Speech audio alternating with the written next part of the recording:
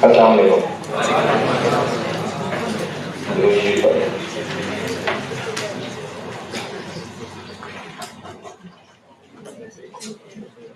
सवाल दिया था, क्वेश्चन नंबर 8 का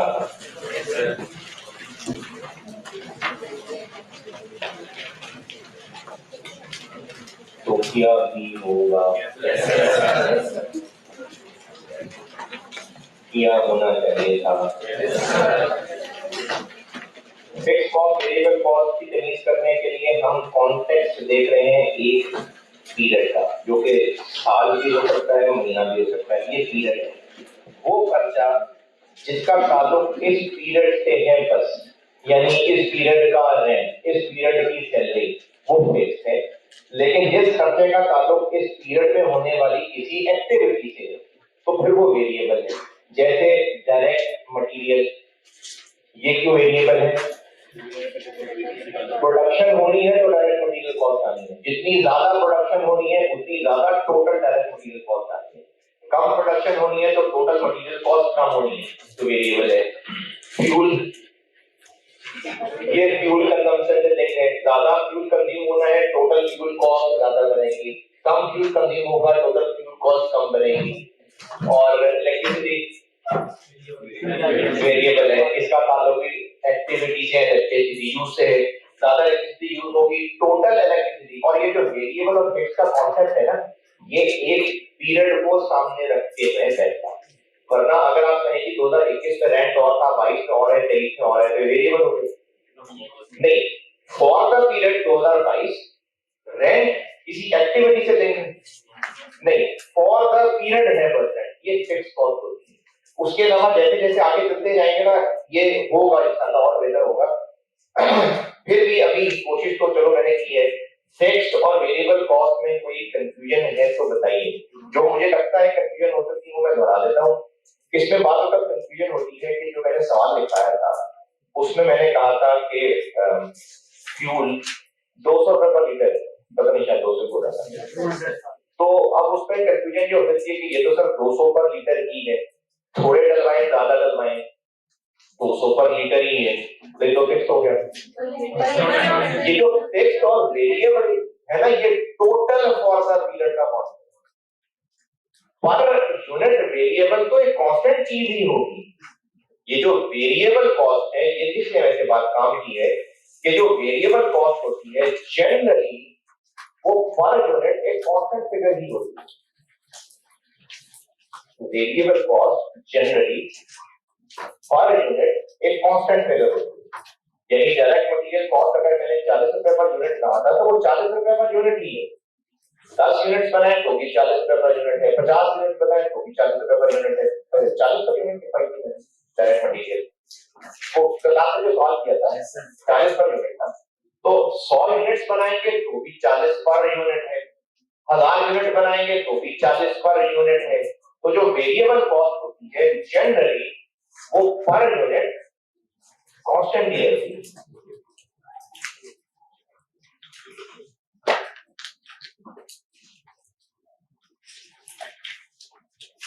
उसको वेरिएबल इसलिए कहते हैं कि वो एक एक्टिविटी से लिंक है, और फॉर द पीरियड अगर वो एक्टिविटी और ज्यादा हुई होती तो ये टोटल कॉस्ट और ज्यादा हो गई होती। अगर ये एक्टिविटी कम हुई होती तो ये total cost for the period और कम हो गई होती। इसलिए इसको वेरिएबल कहते हैं, क्योंकि एक्टिविटी के साथ लेके वेरी करते हैं। Variable cost generally per unit एक कांस्टेंट चीज है। इसको वेरिएबल इसलिए कहते हैं, वेरिएबल वेरीड नहीं, वेरिएबल कि ये एक्टिविटी से लिंक है।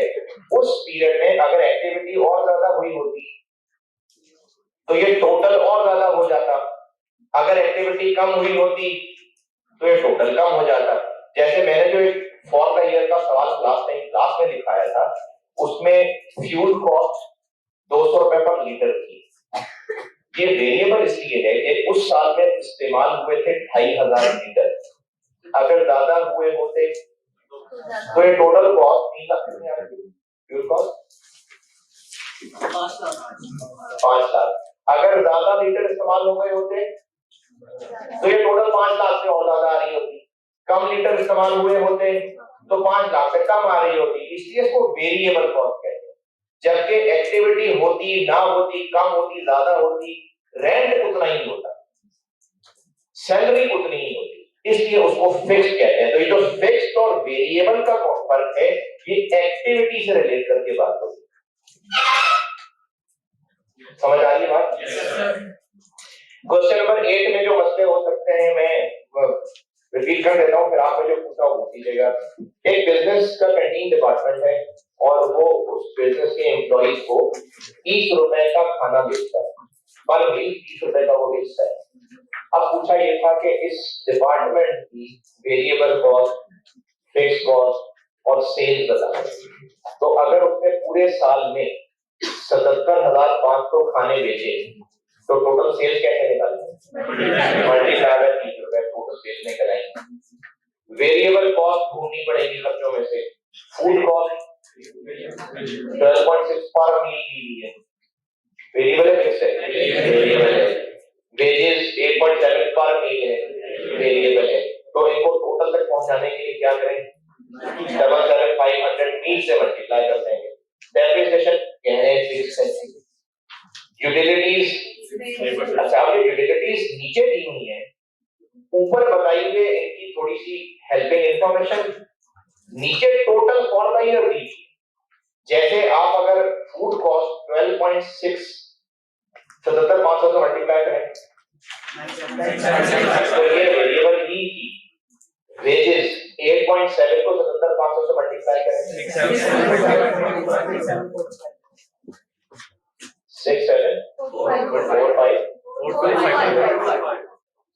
425 ये बना है 0। 77,500 इंटू 8.7 ये है। लेकिन जो टोटल खर्चा नीचे दिया हुआ है वेजेस का वो दिया हुआ है 774। तो ये क्या कोई गलती होगी? कोई फिक्स्ड भी होगी, क्योंकि वेरिएबल ये है तो फिर कुछ फिक्स्ड भी होगी। वो कितनी होगी? कैसे?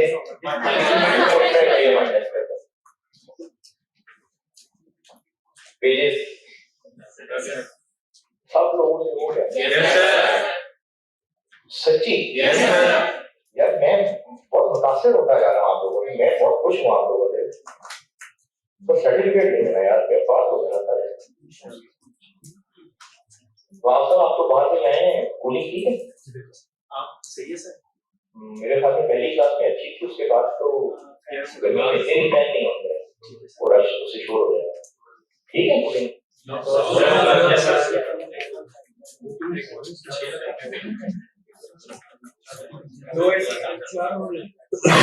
चार आपके ऊपर 2 एसी साथ साथ हरे का 2 एसी नहीं सांस तो आ रहा है ना?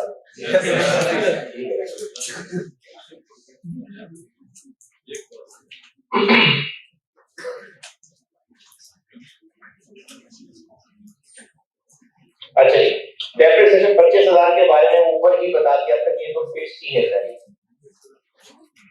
तो ये 25,000 सब फिक्स है।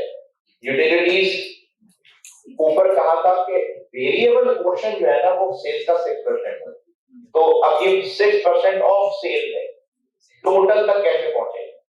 6% इनटू सेल, तो उसका आंसर क्या आएगा? तो क्या होगा? वो यूटिलिटीज होगी जो वेरिएबल है, कुछ फिक्स भी हो सकती है, वो कैसे पता चलेगी? 168 में से माइनस। यार ये सबसे हो गई ये बात? नहीं हुआ ना? आप भी नहीं समझ आ रहे? सही है। इसी तरह से मेंटेनेंस भी है कि जो 3% ऑफ सेल्स लगा के आंसर आएगा वो वेरिएबल मेंटेनेंस कॉस्ट है, लेकिन टोटल जो दी है वो ज्यादा है, तो फिर वो क्यों ज्यादा है? हो सकता है वो फिक्स मेंटेनेंस भी हो। अच्छा, फिक्स मेंटेनेंस कॉस्ट या फिक्स यूटिलिटीज होंगी क्यों? फिक्स मेंटेनेंस की मिसाल ऐसे समझ लीजिए कि ये मेंटेनेंस होती होगी मशीनरीज की, तो एक तो होगी कि जो मशीनें जितनी ज्यादा इस्तेमाल होंगी मेंटेनेंस उतनी ज्यादा होगी। कुछ ऐसी भी हो सकती है कि वो हर साल होती है, यानी एक एनुअल स्केड्यूल्ड सफाई होती हो, तो वो फिक्स कॉस्ट हो जाएगी फॉर द ईयर। ये मशीनें चलती हैं या ना चलती, साल में एक दफा उनकी प्लान मेंटेनेंस सफाई होती, वो हो सकता है फिक्स मेंटेनेंस हो। लेकिन मशीनें बाइक जिनके पास हो, बाइक जितनी ज्यादा चलाएंगे उतनी ही जल्दी ट्यूनिंग वगैरह करवानी पड़ेगी।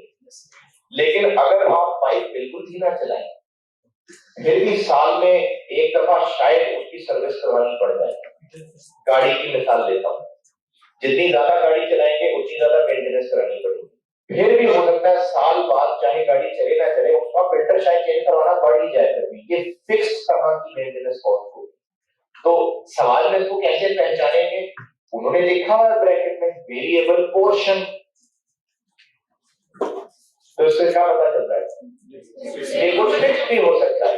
तो इसके जो नीचे टोटल खर्चे दिए हुए हैं उनमें से ये वेरिएबल यूटिलिटीज और मेंटेनेंस वेरिएबल माइनस कर देंगे तो बाकी फिर फिक्स्ड मेंटेनेंस और फिक्स्ड यूटिलिटी करते हैं।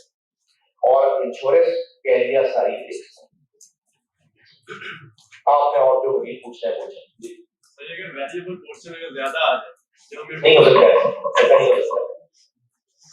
टोटल खर्चा देखिए, खर्चा या फिक्स होगा या वेरिएबल होगा, ये लास्ट में ये बात है ना कि क्लासिफिकेशन वेरिएबल है या फिक्स है। तो अगर वेरिएबल इतनी है तो या तो फिक्स होगी या नहीं होगी, टोटल वेरिएबल से कम भी हो सकती है। ये वेरिएबल कॉस्ट वेजेस 8.7 मल्टीप्लाई किया तो 10,500 तो 674 आ गया। टोटल वेजेस इससे कम कैसे हो सकते? या तो फिक्स नहीं होंगी तो बस यही वेजेस हैं, या तो 2-4 सुपरवाइजर भी रखे होंगे तो वेजेस कॉस्ट और बढ़ जाएगी ना, तो इससे कम नहीं हो सकता था। और बताइए आपने जो पूछा है। ये जैसे यूटिलिटीज और मेंटेनेंस का और variable portion 6% of sale, second impact हम 94% ऑफ सेल। सेकंड इम्पैक्ट वाली बात तो हम एटलीस्ट तो नहीं कर रहे, तो सेकंड इम्पैक्ट आपने पूछा है, उसने वेरिएबल पोर्शन को एक स्पेसिफाई कर दिया है। उसने कहा कि ये जो टोटल मेंटेनेंस आपको लिखा नजर आ रहा है ना, वन कितना है मेंटेनेंस, 1.6 ये टोटल मेंटेनेंस है। इसमें कुछ वेरिएबल खर्चे भी हैं और कुछ फिक्स खर्चे भी हैं।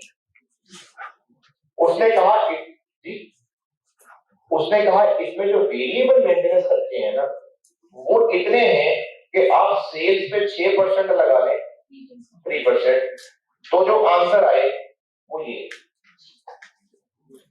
अच्छा ये हाँ, ये जो लिखा हुआ है ना सेल्स का 3%, इसका ये मतलब है कि टोटल सेल्स में से 3% मेंटेनेंस है और बाकी सेल्स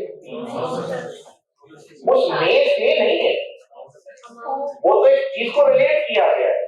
जैसे अगर कहें कि ये जो इस वक्त क्लास में स्टूडेंट बैठे हुए हैं, क्लास में इस वक्त जितने स्टूडेंट्स बैठे हुए हैं, जंगल में जितने बंदर हैं ये उनके 10% के बराबर है, तो इसका मतलब है कि बंदरों में से 10% आगे बैठे हैं,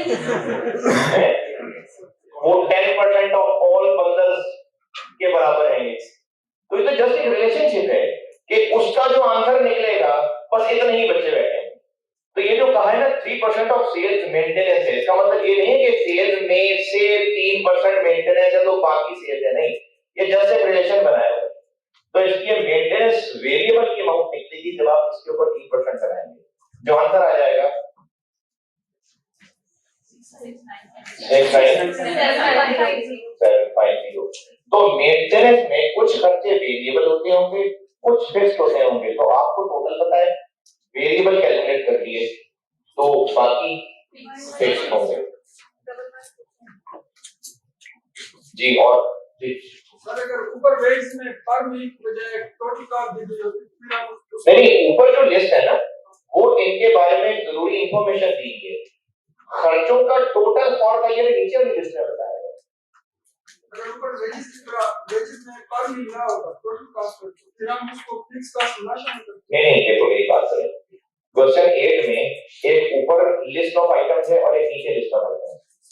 ये जो नीचे लिस्ट ऑफ आइटम्स है ना, ये उन्होंने टोटल फॉर द ईयर खर्चे बताए during the year 2018। Total 77,500 meals were served and costs were। तो ये नीचे वाली लिस्ट क्या है? ये फॉर द ईयर की टोटल कॉस्ट बताएंगे। अब इनमें से कौन सी वेरिएबल है, कौन सी फिक्स्ड है, इसके लिए आपको जो उन्होंने इंस्ट्रक्शन देनी थी वो ऊपर वाली लिस्ट में दी। तो ऊपर वाली लिस्ट में इंस्ट्रक्शंस हैं जिनको यूज करके आपने नीचे वाली लिस्ट में से पहचानना है कि इसमें वेरिएबल खर्चा कौन सा, फिक्स्ड कौन सा। तो ऊपर लिस्ट में नहीं हो सकता था वेजेस टोटल दी होगी, नहीं क्यों दी होगी, वो तो नीचे दी गई है, उसके लिए इंस्ट्रक्शंस ऊपर दी है। तो चलिए अगर जनरली देखा जाए तो जो वेजीज है कौन है जनरली बात देखो, पर आपको तो देखो नहीं तो जो वेजीज है ये फिक्स्ड कॉस्ट में आते हैं या वेरिएबल? अभी थोड़ी देर तक इसका जवाब मिल जाएगा, अभी थोड़ी देर तक। तो जो टोटल वाला हमें खैर ज्यादा पहले पूछ सकता है शेयर निकालने के लिए इसको 30 से मल्टीप्लाई किया, जी जी। इसको और इसमें फुल क्लास के 12.60 इसको मल्टीप्लाई। ये जो कैंटीन वाले खाने बेचता है, ये आपने डॉक्टर पढ़ी है? अच्छा, सेल है जो चीजें बेची जाती है वो सेल है। तो अगर वो एक खाना 30 रुपए का बेचता है, टोटल पूरे साल में उसने 77,500 खाने बेचे, तो टोटल सेल्स कैसे निकालेंगे? एक खाना 30 रुपए का बेचता है, टोटल 77,500 खाने बेचे, तो total sales for the year कैसे करेंगे? 30 को मल्टीप्लाई करेंगे। ऐसे ही है ना। अब आप दोबारा पूछिए जो पूछ रहे थे, तो जरूरत नहीं दोबारा पूछने की, हो गया जवाब नहीं।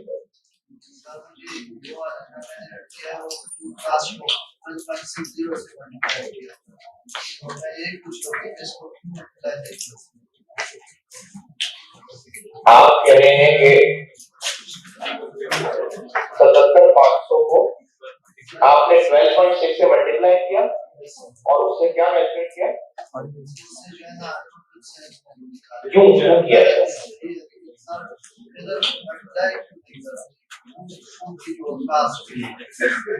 12.6 को आपने 77,500 से मल्टीप्लाई किया और आप इसको सेल कहना चाह रहे हैं, क्यों क्यों कह रहे हैं, क्यों लग रहा है ऐसा, कैसा हो रहा है?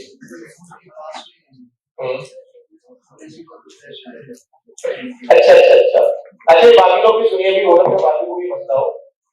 ये कैंटीन वाले खाने बेचते हैं, तो ये जो फूड कॉस्ट दी हुई है 12.6, तो फूड कॉस्ट का मतलब है कि एम्प्लॉय को फूड इतने का कॉस्ट कर रहा है, तो कैंटीन वाले इतने का बेचते हैं। ये ना कैंटीन के पॉइंट ऑफ व्यू से बताया है कि कैंटीन वाला जो खाना 30 रुपए का बेचता है, वो खाना खुद भी तो खरीद के लाता होगा ना कहीं से, तो उसको कितना कॉस्ट करता है। कैंटीन वाला अगर बिरयानी का डब्बा बेच रहा है, तो उस बिरयानी को उसने कहीं से खरीदा तो है ना, तो वो उस कैंटीन वाले को 12.6 का मिल रहा है, आगे फिर वो 30 रुपए का बेच रहा है। तो ये कैंटीन वाले के लिए फूड कॉस्ट है। जी आप इधर हाथ उठाना कोई जी। सर जो नीचे टोटल है हमें से इस तरह तो नीचे टोटल किधर? For the year. अच्छा जो खर्चों की लिस्ट है। अच्छा सर इसे हम इस तरह तो नहीं सेपरेट करेंगे कि वेरिएबल कॉस्ट फिक्स्ड कॉस्ट, ये नीचे वाला इनमें से हो सकता है कोई सिर्फ फिक्स्ड हो सकता है इनमें से कोई सिर्फ वेरिएबल हो सकता है इनमें से कोई ऐसा हो जिसमें कुछ खर्चे वेरिएबल हो, कुछ खर्चे फिक्स्ड हो। स्टार्ट ऑफ द नहीं कर सकते, शुरू से हम देखते था कि ये वेरिएबल है। आप इस लिस्ट में से कह रहे हैं कि कोई एक नाम या तो सिर्फ फिक्स्ड में लिखेंगे या वेरिएबल में लिखेंगे, ये पूछ रहे हैं। जैसे पहले जब हमने क्वेश्चन देखा तो हम इसे देख के कह रहे हैं कि फिक्स्ड फूड कॉस्ट है, वेरिएबल कॉस्ट है, या वेजेस ऐसे फिक्स्ड कॉस्ट है, ये इस तरह पहले तो नहीं ऐसे करने के इसमें अच्छा मैं भी थोड़ी देर तक मैं कुछ और बातें बता दूंगा, तो फिर उसके बाद हो सकता है आपके सवाल का आंसर मिल जाए, नहीं मिला तो दोबारा पूछिए। चलिए आगे चलते हैं कि और सवाल हो सकता है मेरे आगे बताने से क्लियर हो जाए। मैंने आपको ये जो कॉस्ट की टाइप्स बता रहा था बिहेवियर के एतबार से, बिहेवियर से बड़ा ये है कि जैसे किसी का कोई बिहेवियर होता है कि अच्छा बिहेवियर है बुरा बिहेवियर है, तो वो किसी चीज से रिएक्शन नहीं होता है ना। तो एक कॉस्ट का बिहेवियर का मतलब है कि एक्टिविटी के साथ ये कैसे बिहेव करेगा। एक्टिविटी कम होगी तो क्या बिहेवियर है, एक्टिविटी ज्यादा होगी तो क्या बिहेवियर है। लेकिन ये नाम इंपॉर्टेंट नहीं है कि विद रिस्पेक्ट टू बिहेवियर, बस आपके लिए इतना काफी है जानना कि वेरिएबल कॉस्ट क्या होती है, फिक्स्ड कॉस्ट क्या होती है। तो मैंने इस टाइप्स विद रिस्पेक्ट टू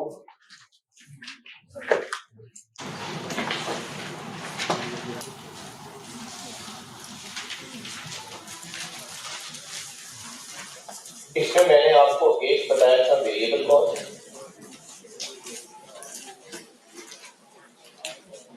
एक बताया था फिक्स्ड कॉस्ट,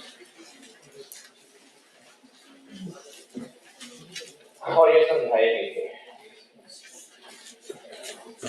अच्छा, अब आपको फिर ये सवाल दिया और उसमें एक चीज आपको खुद करके रियलाइज हुई जो मैं अब लिख रहा हूं, सेमी वेरिएबल कॉस्ट। कुछ आइटम्स ऐसी होती हैं जिसमें दोनों कंपोनेंट्स पाए जाएंगे, कुछ खर्चे बाय नेचर ऐसे होंगे कि उनमें दोनों पोर्शन हो सकते हैं, इसको सेमी वेरिएबल कॉस्ट है। लेकिन आप अगले चैप्टर में जाके सीखेंगे कि हमने इसको भी ना तोड़ अल्टीमेटली देना ही है। ये मैंने आपसे सवाल से करवाना था।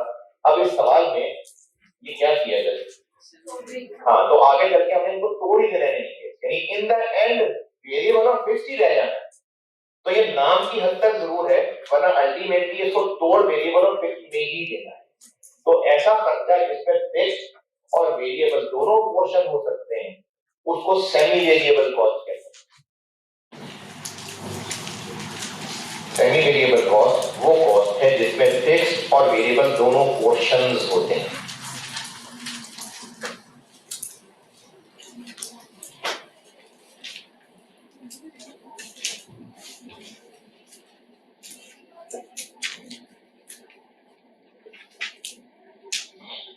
वो कॉस्ट है जिसमें दोनों पोर्शन है, वेरिएबल भी और फिक्स्ड भी।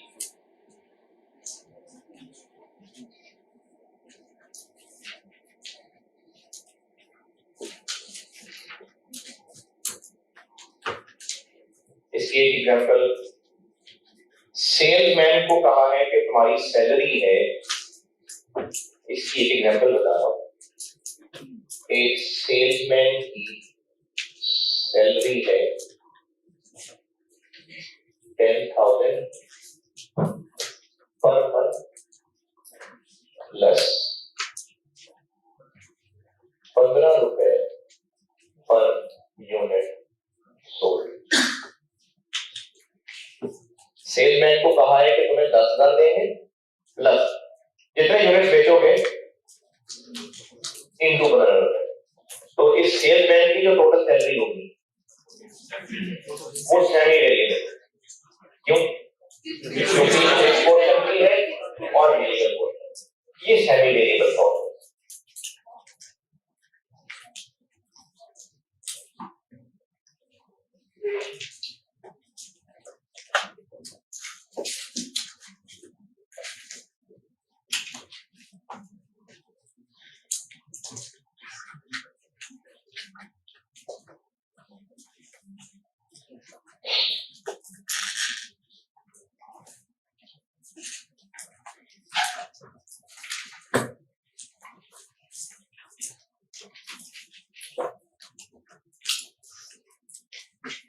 तो ये जो मेंटेनेंस कॉस्ट थी, हो सकता है कि जिस फर्म से हमने कॉन्ट्रैक्ट किया हो कि आपने हमारी साल में पूरी मशीनों की मेंटेनेंस आपने संभालनी है, उनको आउटसोर्स कर दी। हो सकता है उन लोगों ने कहा हो कि हम आपसे साल में 1 लाख रुपए फिक्स लेंगे प्लस इतने रुपए पर आवर भी लेंगे। तो अब उस मेंटेनेंस वाले को जो पैसे दे रहे हैं वो सेमी वेरिएबल हो गया, फिक्स पोर्शन ये हो गया, वेरिएबल पोर्शन भी हो गया। तो इस तरह से इसमें वेरिएबल और फिक्स पोर्शन दोनों हो सकते थे। अब सवाल में कैसे पता चलना था, ये आपको जो ऊपर लिस्ट में इंफॉर्मेशन दी गई है इससे ही पता चलना था। जैसे आपने फूड कॉस्ट कैलकुलेट करके देखी और वो 976,500 ही बनी, तो इसका मतलब वो है सारी वेरिएबल, और जब वेजेस कैलकुलेट करके देखी तो वो इससे कम बनी, तो इसका मतलब था कि इसमें कुछ फिक्स भी होगी। जी आप बताएंगे सवाल। ठीक है, वैसे तो ज्यादातर ऐसे ही होगा कि मैं आपको चीज सारी सिखा के ही होमवर्क दूंगा, लेकिन फिर भी कुछ छोटी छोटी चीजें हो सकती हैं जो आपको होमवर्क में खुद मैं चाहता हूँ कि आपके सामने आए। ज्यादा नहीं होगा ऐसा, ज्यादातर सिखा के दिया करूंगा, तो इसलिए मेरी पढ़ाई की स्ट्रेटेजी में क्लास होमवर्क सब शामिल है। एक और चीज है जो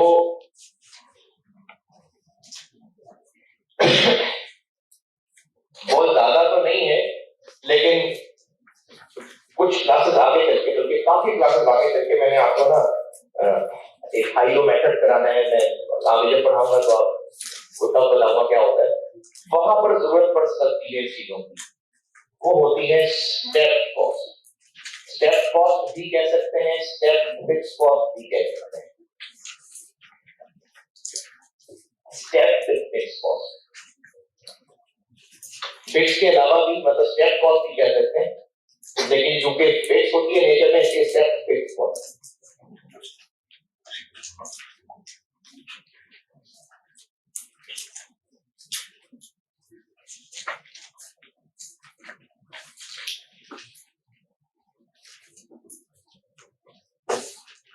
इकोनॉमिक्स पढ़ेंगे?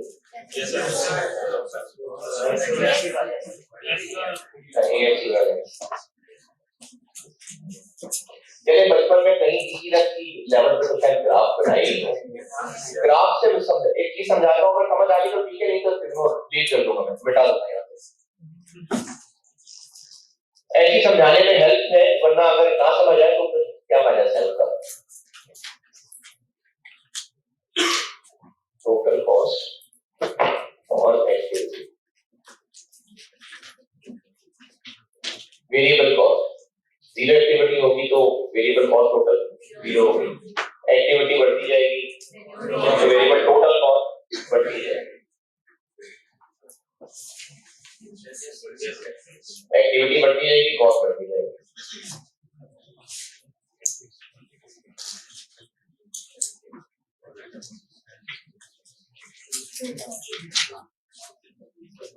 इस साल में एक्टिविटी कम होती, ज्यादा होती, और ज्यादा होती, और ज्यादा होती, फिक्स कॉस्ट में इतनी ही रहना, हर एक्टिविटी लेवल पे इतनी ही रहना।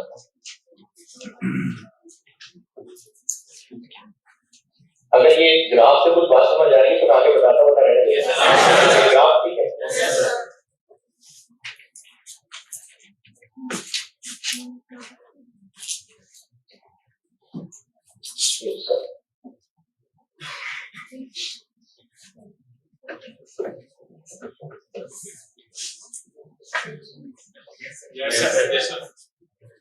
ये इसका टेक्स्ट क्वेश्चन,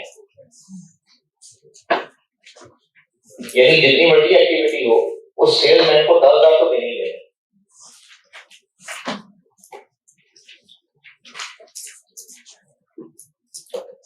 जितनी मर्जी यूनिट्स वो बेचे, 10,000 तो खर्चा होना ही होना है। फिर जितने ज्यादा यूनिट बेचता जाएगा उसकी सैलरी होगी।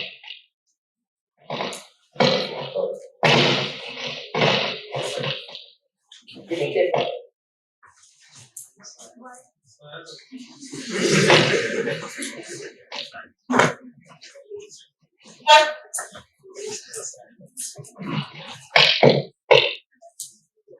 उस स्पीकर के करीब आने। हाँ, ये बैटरी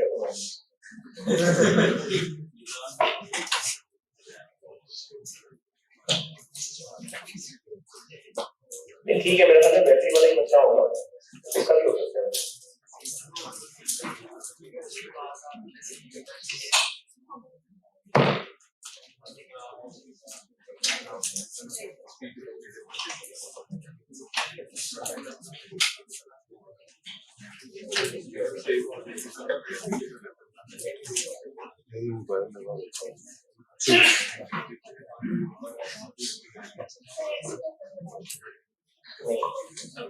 सैलरी मतलब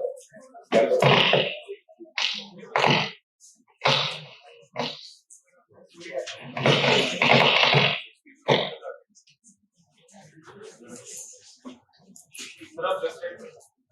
है, मैं देख सकता हूं।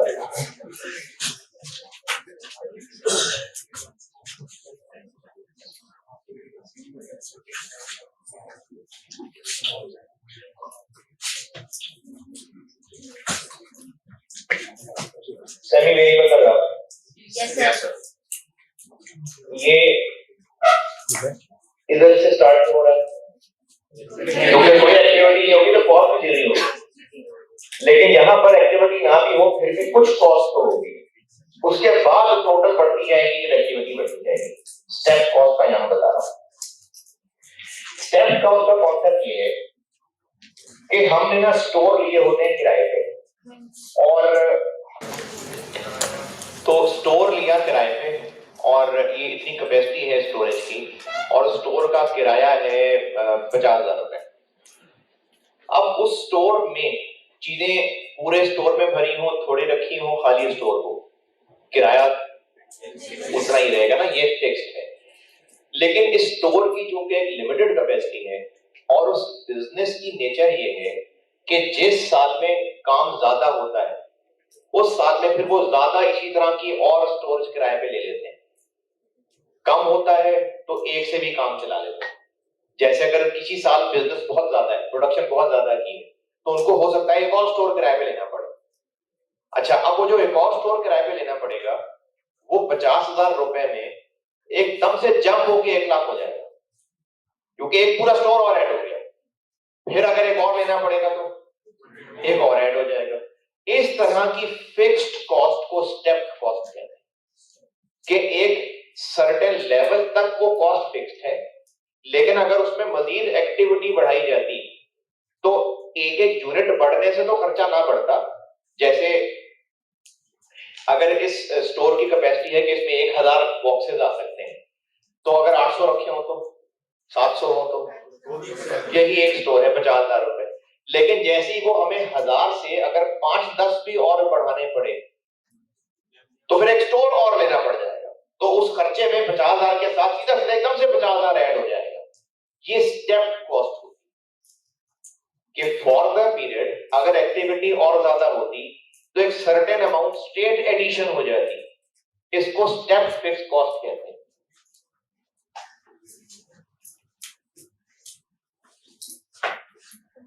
कि इतने यूनिट्स तक स्टोरेज में एक ही स्टोर रहता, अगर उस साल और यूनिट स्टोर करने होते तो मैं एक और स्टोर लेना पड़ जाता, हमारा रेंट एकदम से ऊपर जंप कर जाता, total rent for the year 50 से एकदम से 1 लाख हो जाता।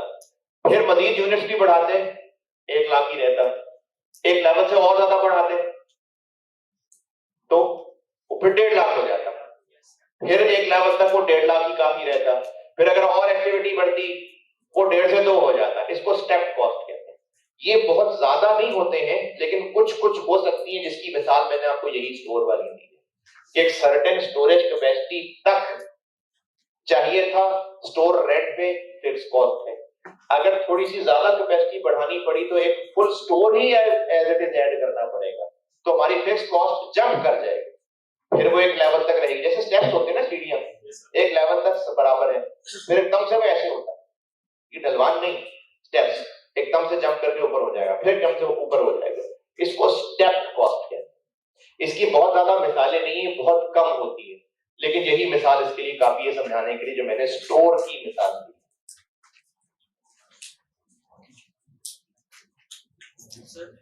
जी एक ही स्टोर पर इस रेंट इंक्रीज हो रहा है ईयर टू ईयर, वो स्टेप में कंसीडर होगा नहीं। अच्छा, सवाल ये पूछा स्टूडेंट ने कि एक ही स्टोर है किराए पे, 2020 में उसका किराया 50,000 था, 2021 में 55,000 हो गया, 2022 में 60,000 हो गया। ये स्टेप कॉस्ट नहीं है। ये जो step cost, variable cost, fix cost, ये सारी discussion he for a period है। हम सिर्फ अगर 2022 की बात कर रहे हैं तो बस सिर्फ 2022 की बात कर रहे हैं कि इस 2022 को सामने रखते हुए ये खर्चा फिक्स्ड है कि वेरिएबल है।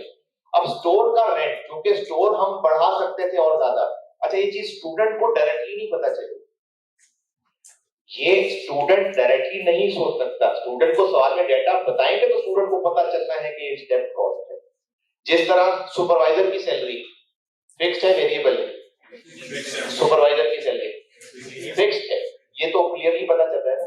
अब आपको ये बात सवाल वाला बताएगा कि हम एक सुपरवाइजर 10 लोगों के लिए रखते हैं, जैसे जैसे वर्कर्स बढ़ाने पड़ते हैं एक एक सुपरवाइजर और ऐड करना पड़ता है। अब ये क्या है? अब ये step cost, step fix cost करती है। तो स्टेप कॉस्ट स्टूडेंट डायरेक्टली नहीं पहचान सकता, उसको इसी तरह की वर्डिंग मिलेगी तो वो पहचानेगा। ठीक है, चलो एक और मिसाल भी बता दी सुपरवाइजर वाली। तो ये स्टोर वाली मिसाल और सुपरवाइजर वाली मिसाल लिख लें, ये स्टेप कॉस्ट है, लेकिन ये स्टूडेंट डायरेक्टली नहीं पहचान सकेगा। ये कहानी सवाल में होगी तो पहचानेगा, लेकिन वो जो सवाल था स्टूडेंट का, ये फैसला एक साल कंपेयर टू दूसरा साल नहीं है। ये ऐसा नहीं है कि 2021 में रेंट इतना था, 22 में इतना हो गया तो ये स्टेप फिक्स का नहीं। ये फॉर अ गिवन पीरियड सारी बात होगी। अगर 2022 की बात हो रही है तो सिर्फ 2022 की बात हो रही है कि वो जो 2022 में बिल्डिंग का रेंट है वो एक फिक्स कॉस्ट है। वो जो 2022 में लेबर की कॉस्ट थी वो एक लेबर की वेरिएबल कॉस्ट थी। क्यों? क्योंकि अगर उसी साल में और ज्यादा काम कराया होता तो लेबर कॉस्ट टोटल और ज्यादा हो जाती, कम काम कराया होता तो टोटल लेबर कॉस्ट कम हो जाती, इसलिए ये वेरिएबल है। तो ये variable, fix, semi variable, step, ये सारी discussions for a given period होती है। जी स्टेप फिक्स कॉस्ट क्यों कह रहे हैं? हाँ जी, स्टेप फिक्स कॉस्ट क्यों कह रहे हैं जबकि उसके अंदर तो वेरिएबल का पोर्शन भी है? वेरिएबल का पोर्शन कैसे हुआ इसमें? सर ये एक्टिविटी के साथ इंक्रीज कर जाता है। अच्छा जी, बाकी लोग भी सुने, अच्छा सवाल है। एक्टिविटी के साथ इंक्रीज या डिक्रीज करना, इसको हम वेरिएबल कॉस्ट कहते हैं। वेरिएबल कॉस्ट वो है जिसमें एक्टिविटी का हर यूनिट इंक्रीज उसको अफेक्ट कर रहा हो। जैसे ये, बाकी लोग पहले सवाल समझें फिर मैं जवाब समझाता हूं। सवाल ये है कि इसको वेरिएबल कॉस्ट क्यों नहीं कहा? ये भी तो एक स्टोर और किराए पे लेंगे तो टोटल किराया बढ़ जाएगा, फिर एक और स्टोर किराए पे लेंगे तो टोटल किराया और बढ़ जाएगा। सुपरवाइजर की मिसाल, 10 वर्कर्स तक काम चल रहे हैं तो एक सुपरवाइजर, और वर्कर्स लाने पड़े और काम बढ़ गया तो और सुपरवाइजर लाना पड़ गया, और काम बढ़ गया तो और सुपरवाइजर लाना पड़ गया। तो ये तो फिक्स्ड नहीं, वेरिएबल हो गई है। एक्टिविटी बढ़ रही है तो खर्चा बढ़ रहा है। ये जो वेरिएबल कॉस्ट है ना, ये है कि ऐसा इसका एक्टिविटी से लिंक है कि एक्टिविटी का एक यूनिट भी और बढ़ेगा तो वेरिएबल टोटल कॉस्ट और बढ़ जाएगी। जैसे बिजली का बिल है, अब अगर वो बिजली का बिल 40 रुपए पर यूनिट है तो एक यूनिट कंज्यूम होगा तो 40 रुपए का बिल होगा, एक और होगा तो 80 रुपए हो जाए, एक और होगा तो 130 हो जाए। यानी एक्टिविटी का हर एक यूनिट उसको अफेक्ट कर रहा है। ये वेरिएबल कॉस्ट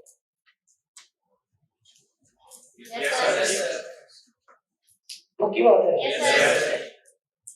तो वेरिएबल कॉस्ट और स्टेप कॉस्ट फर्क ये है कि स्टेप कॉस्ट एक सर्टेन लेवल तक ऐसे ही रहनी है, फिर उससे बढ़ना है जब दम से जंप करनी है, जबकि वेरिएबल कॉस्ट हर नया यूनिट ऐड होगा तो खर्चा टोटल और बढ़ जाएगा। ये फर्क है वेरिएबल और स्टेप कॉस्ट के अंदर। तो वेरिएबल कॉस्ट वो है जिसमें हर नया यूनिट खर्चा को बढ़ा देगा, जब एक्टिविटी का हर यूनिट खर्चे को बढ़ाएगा, ये वेरिएबल खर्चा है। अच्छा, मैंने मिसाल, मुझे लगता है मैंने आप लोगों को बता दी थी, अकाउंटिंग पढ़े हुए लोगों की बात कर रहा हूं। आर्स मेथड या यूनिट्स मेथड के तहत डेप्रिसिएशन निकली हुई है तो वो वेरिएबल है। क्यों वेरिएबल है? क्योंकि अगर एक आर भी और यूज होता तो डेप्रिसिएशन और बढ़ जाती, एक आर और यूज होता डेप्रिसिएशन और बढ़ जाती, इसलिए ये वेरिएबल खर्चा है। और स्ट्रेट लाइन डेप्रिसिएशन क्योंकि उस साल की फिगर वो उतनी ही है, चाहे मशीन ज्यादा यूज हो चाहे कम यूज हो, तो इसलिए स्टेप कॉस्ट और वेरिएबल कॉस्ट का फर्क है। Yes sir. क्वेश्चन नंबर 6 में आए। अच्छा, मैं बेसिक पे 4-5 दिन तो लगा रहा हूं कोशिश। अभी मैंने आपको परसेंटेज कैलकुलेशन भी रिवाइज करानी है। ये सारी मेहनत इसलिए कि आप कॉस्ट में चल जाए। इनमें जो कमी रह जाएगी ना उस पर मायूस नहीं होना, बस चलना शुरू कर देना, बेहतरी होती जाएगी साथ साथ। क्वेश्चन नंबर इसमें 6 पे आ जाएगी। फैक्ट्री ओवरहेड होते हैं वो हमेशा फिक्स कॉस्ट होते हैं। बिल्कुल नहीं। हमने कॉस्ट के टाइप्स पढ़ी थी, एक direct material, direct labour, FOH, और फिर उन्हीं सारे खर्चों को एक और तरीके से जब बांटा तो वेरिएबल, फिक्स्ड, सेमी वेरिएबल। लेकिन ये जो सेमी वेरिएबल है ना ये अल्टीमेटली रहनी कुछ नहीं है, ये किस में टूट जानी है, फिक्स्ड और वेरिएबल। तो बात फिर फिक्स्ड और वेरिएबल की रह जानी है। और step fixed cost, step fixed cost fixed है, तो इसलिए एंड में फिक्स्ड और वेरिएबल ही रह जाया करेगा। तो इसलिए मेरी बात वेरिएबल फिक्स्ड की हो रही है। अच्छा, वही सारे खर्चे अगर एक तरह से देखें तो direct material, direct labour, FOH है, और एक और नजरिए से देखें तो फिक्स्ड है और वेरिएबल है। तो जैसे आप सब स्टूडेंट्स में अगर जेंडर पॉइंट ऑफ व्यू से देखें, मेल फीमेल, इन्हीं लोगों में एएफसी पढ़े हुए, पीआरसी पढ़े हुए, तो जब इसी पॉपुलेशन को एएफसी पीआरसी के एतबार से बात कर रहे हैं तो दो टाइप्स हो गई, और इन्हीं 100 लोगों में से जब जेंडर की बात कर रहे हैं तो मेल और फीमेल हो गए। अच्छा, वो जो मेल फीमेल थे जब उन्हीं को पीआरसी एएफसी के पॉइंट ऑफ व्यू से देखेंगे तो उन्हीं लोगों की बात होगी। तो वो जो मेल था हो सकता है वो एएफसी वाले में भी फॉल कर रहा हो, वो जो फीमेल थी हो सकता है वो एएफसी वाले में भी फॉल कर रहा हो, या एएफसी पीआरसी और कॉम होगी, इन्हीं की बात होगी। तो इसी तरह फैक्ट्री के सारे खर्चे या तो एक तरफ से देखें तो direct material, direct labour, FOH है, और एक और नजर से देखें तो फिक्स्ड है और वेरिएबल है। अच्छा, डायरेक्ट मटेरियल और डायरेक्ट लेबर वेरिएबल ही होते हैं। क्यों?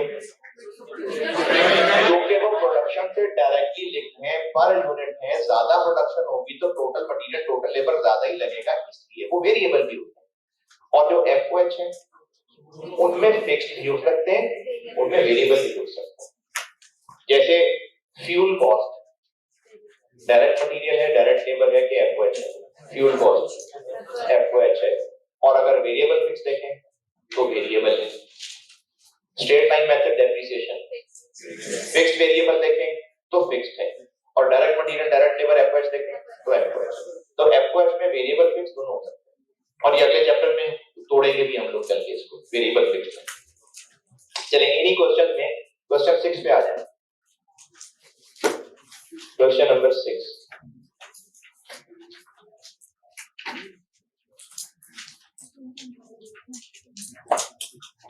इसका पॉइंट 7 मैं समझाता हूं, बाकी आप ज़बानी सोचें और सॉल्यूशन देखते हैं। पॉइंट 7 मैं समझाता हूं।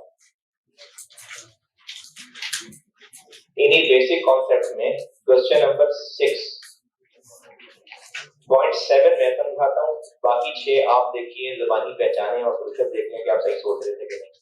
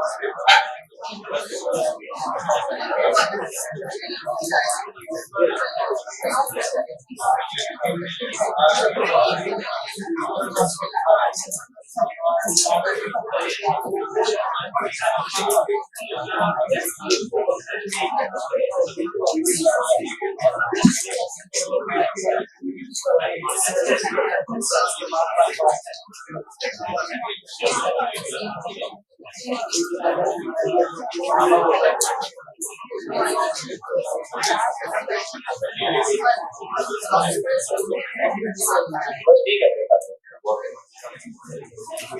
ठीक है ना ये? हाँ अच्छा ठीक है।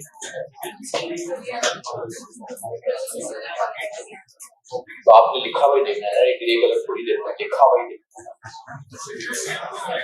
सही है। कोई सवाल? जी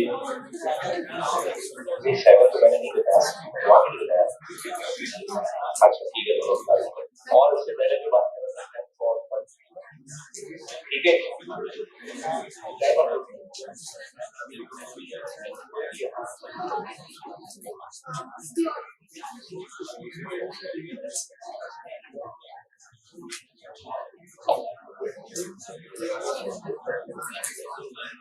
वालेकुम अस्सलाम।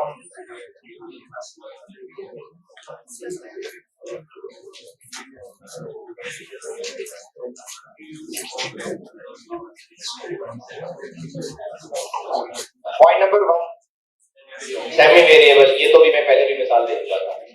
पॉइंट नंबर 2 वेरिएबल है, पर आज उसको पैसे नहीं है, जितने आज काम करेगा टोटल उतने पैसे मिलेंगे। पॉइंट नंबर 3 ये भी मिसाल दी थी, स्टेप कॉस्ट है।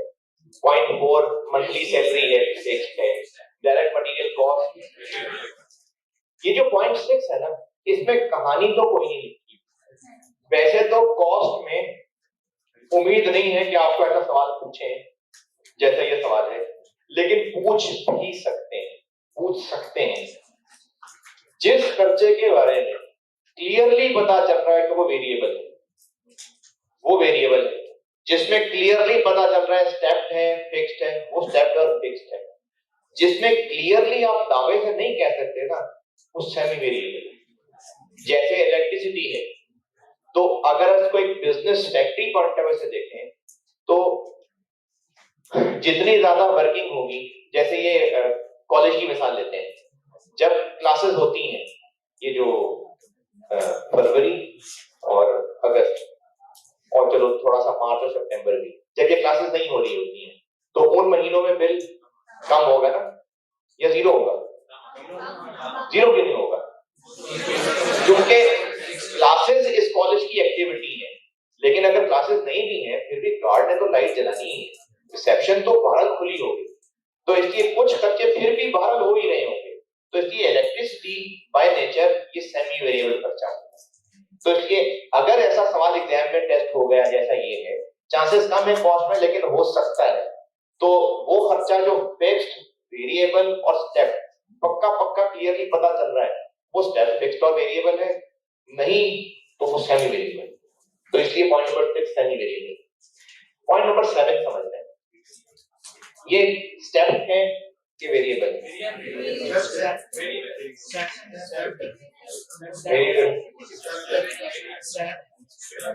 फिक्स्ड है। अच्छा स्टेप क्यों?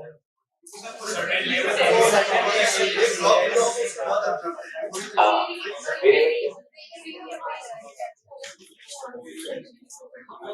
लेकिन 2000 तक तो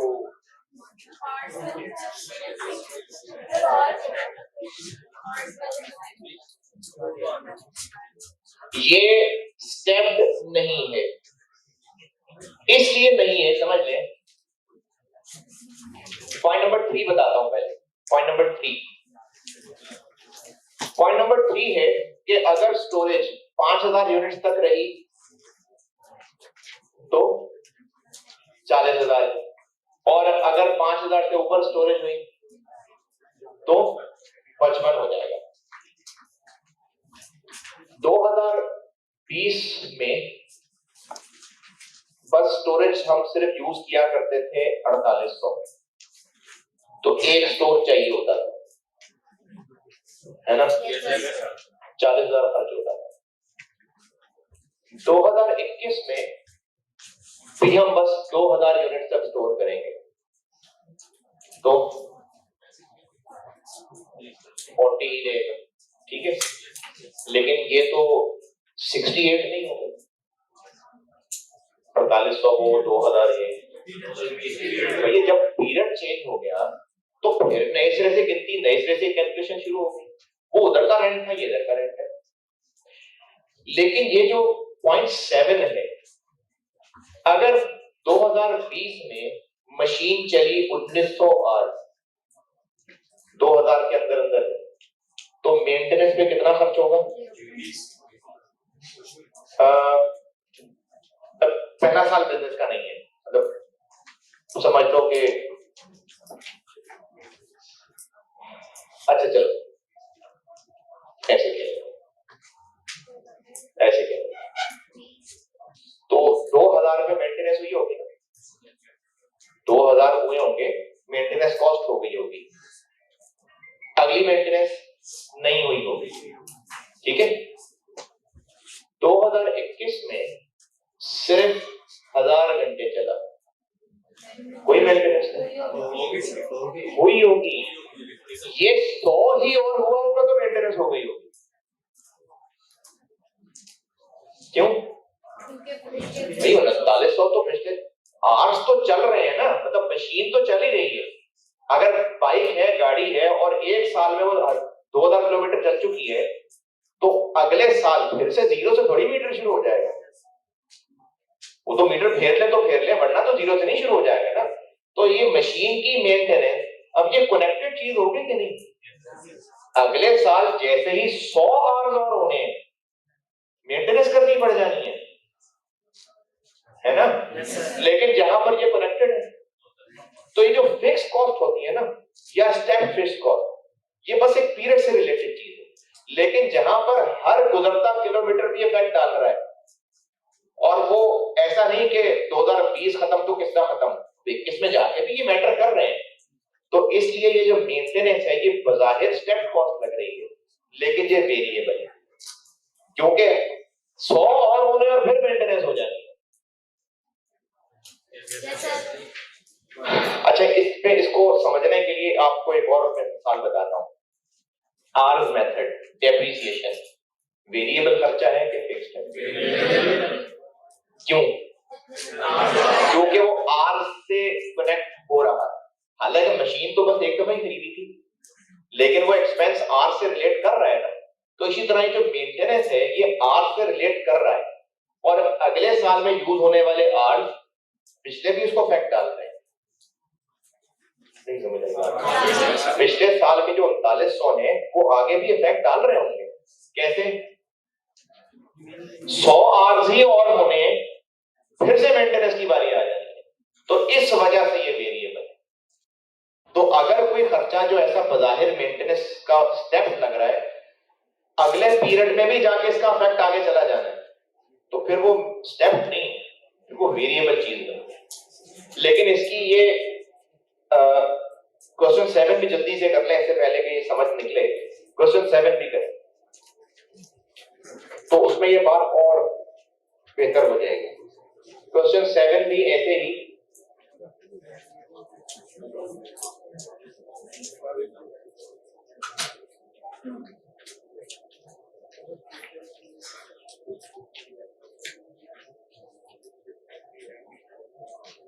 बल्कि नहीं, ये ना जल्दी जल्दी में नहीं करें, ये तसल्ली से होमवर्क करिएगा।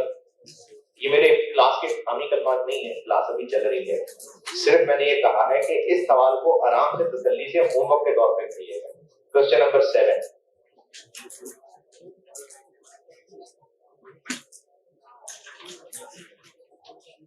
ये कॉस्ट की क्लासिफिकेशन बस बहुत है जी।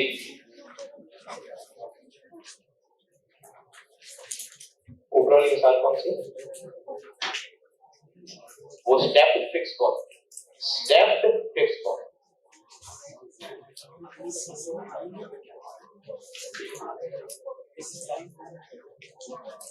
हाँ फिक्स है, लेकिन स्टेप फिक्स है।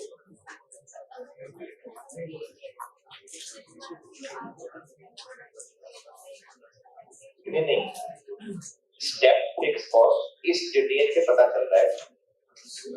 अच्छा, ये स्टेप कॉस्ट वाला पॉइंट समझिएगा, एक सवाल है, बाकी भी सुनिए। अगर एक साल में बस सिर्फ 4000 यूनिट्स ही स्टोर हुए हो, तो बस एक स्टोर ही चाहिए हुआ होगा उस साल में, तो ये फिक्स कॉस्ट बस शादी या स्टेप कॉस्ट? ये उस साल के हिसाब से तो हाँ फिक्स्ड ही है, क्योंकि स्टेप फिक्स भी ना होती फिक्स्ड ही है।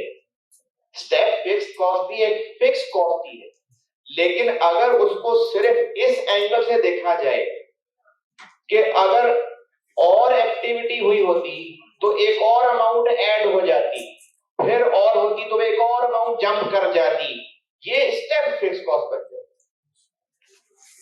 जैसे अगर एक फैक्ट्री मैनेजर है, उसकी सैलरी है और उसने पूरी फैक्ट्री का काम देखना है, तो उस साल उस फैक्ट्री में 1500 मुलाजिम हो या 40,000 मुलाजिम हो, फैक्ट्री मैनेजर तो फैक्ट्री मैनेजर ही है ना, उसकी सैलरी फिक्स्ड है कि स्टेप फिक्स्ड है? उस साल अगर प्रोडक्शन बहुत ज्यादा भी हो जाती तो फिर वो उतनी सैलरी है ना, ये फिक्स्ड ही है, ये स्टेप फिक्स नहीं। लेकिन उस साल सुपरवाइजर की सैलरीज स्टेप इसलिए है कि उस साल बेशक वो 10 सुपरवाइजर ही हो, लेकिन अगर उस साल काम ज्यादा हुआ होता तो सुपरवाइजर और ऐड करना पड़ जाता, तो ये by nature step fix cost. तो ये जो स्टेप वेरिएबल, ये हम खर्चों की नेचर को सामने रखते हुए भी क्लासिफाई कर रहे हैं। लेकिन इस सारी डिस्कशन में आपने इस वक्त स्टेप और सेमी वेरिएबल की ज्यादा टेंशन नहीं लेनी। ज्यादा इंपॉर्टेंट आपके लिए फिक्स्ड और वेरिएबल। अगर स्टेप फिक्स थोड़ा सा कंफ्यूजिंग भी है, कोई बात नहीं, मुझे कॉस्ट में ज्यादा आपसे फिक्स्ड और वेरिएबल की क्लैरिटी चाहिए। ये क्वेश्चन 7 करिएगा, फिर इसको भी करूंगा डिस्कस। ये कॉस्ट की क्लासिफिकेशन बस अपना कुछ कैलकुलेशन है, जो एक दो कैलकुलेशन अभी आप कर देंगे, फिर मैं मंडे को थोड़ी चेक कर लूंगा, फिर मैं मंडे से इंशाल्लाह इन्वेंटरी वैल्यूएशन पे चला जाऊंगा। कुछ बेसिक कैलकुलेशंस कह देता हूं, इनमें से काफी सारी आपने क्यूएम में भी की हुई हैं, और अगर नहीं तो बचपन में कभी जिंदगी में प्लस माइनस मल्टीप्लाई डिवाइड पढ़ाई है।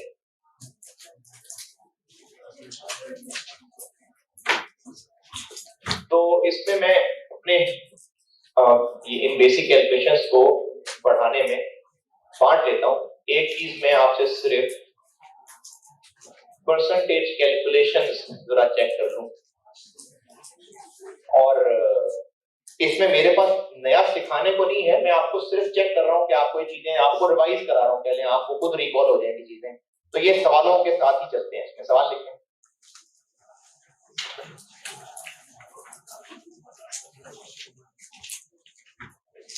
Total sales for the year. Total sales for the year.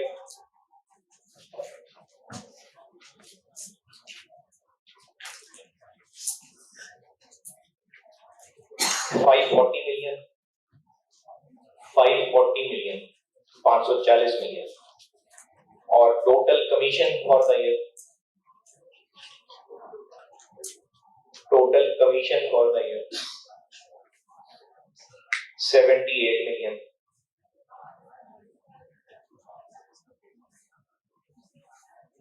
आप बताइए कि कमीशन कितने परसेंट ऑफ सेल्स है?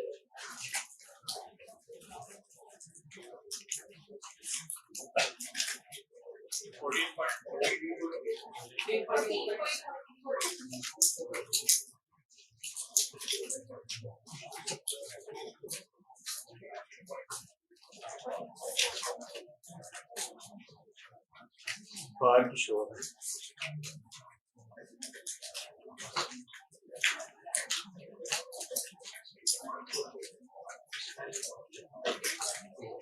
बहुत ज्यादा है। एक बच्चे जो बात कर रहे हैं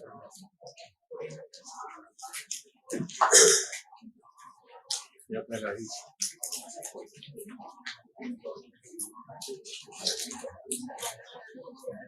बेटा ये आप लोग खुसर खुसर भी कर रहे हैं ना, शोर बन रहा है जरा आवाज।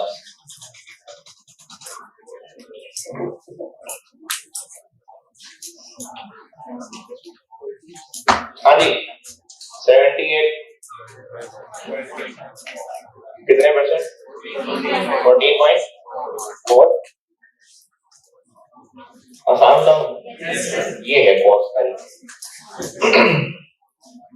अच्छा ये यही ना समझ आई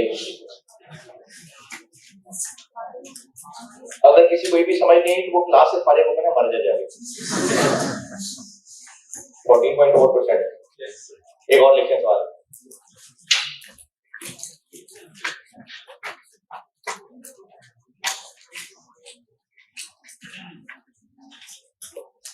टोटल सेल्स 750 मिलियन है। 750 मिलियन और सेल्स कमीशन है